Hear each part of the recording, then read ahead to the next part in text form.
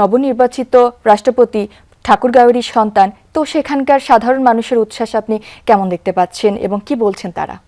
হ্যাঁ, যদি আপনি ঠিকই বলেছেন, নবনির্বাচিত ঠাকুরগাঁয়ের সন্তান। তিনি এই জেলায় তার জন্ম থেকে তিনি ছোটো থেকে বড় হয়েছেন এবং রাজনীতির সঙ্গে তিনি যুক্ত হয়েছেন। রাজনীতি করার আগে তিনি শিক্ষকতা করতেন। শিক্ষকতার পাশাপাশি তিনি একসময় রাজনীতি জড়িয়ে পড়েন এবং পরবর্তীতে তিনি শিক্ষকতা বাদ দিয়ে রাজনীতির সঙ্গে সম্পৃক্ত হন এবং জেলা বিএনপির দায়িত্ব তিনি গ্রহণ করেন। তিনি আসলে রাষ্ট্রপতি হওয়ার পর থেকে আসলে এই জেলায় নির্বাচিত হওয়ার পর থেকে আসলে ঠাকুরগাঁওকে সাধারণ মানুষ এবং জেলা রয়েছে তারা আসলে বেশ আনন্দিত এবং উচ্ছ্বসিত। আমরা লক্ষ্য করেছি গতকাল বিকেলেই ঠাকুরগাঁয়ের জেলা বিএনপি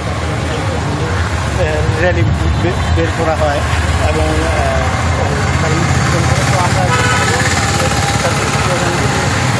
আপনি কি করতে চাইছেন?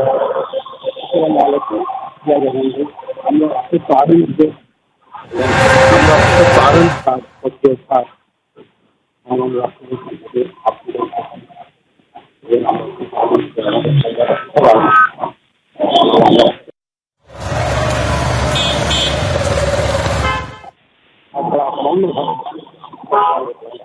সাধারণ মানুষ মনে করছেন যে রাষ্ট্রপতি হওয়ার পর এই জেলা আলোকিত রাষ্ট্রপতি হাত ধরে জেলার উন্নয়ন সংগঠিত হবে এবং এই জেলার মানুষ আশা করছেন যে ঠাকুরগাঁও জেলার পাশাপাশি যে ঠাকুরগাঁও যে বিগত সময়ে প্রতিশ্রুতি দিয়ে সেগুলো বাস্তবায়ন হবে এবং আলোকিত হবে। পার্থ, আপনাকে ধন্যবাদ।